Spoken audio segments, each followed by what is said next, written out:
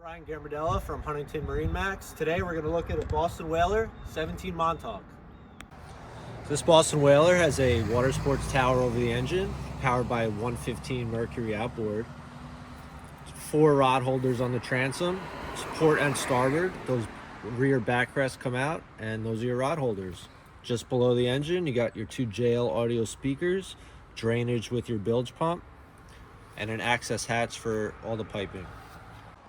Under your helm seat here, you've got ample storage, and when you want to drive the boat, you simply lift up, tilt back, and now you're ready to drive. Let's go look at the helm.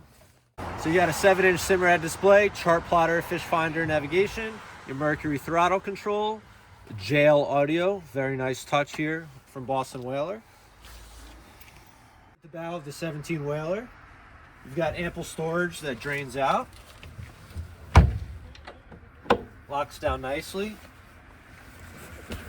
Cushions snap into place. Your port and starboard, you have cup holders, a cooler seat here at the helm with 4 rod holders. If you're interested in this Boston Whaler 17 Montauk, contact us at Huntington MarineMax 631-424-2710.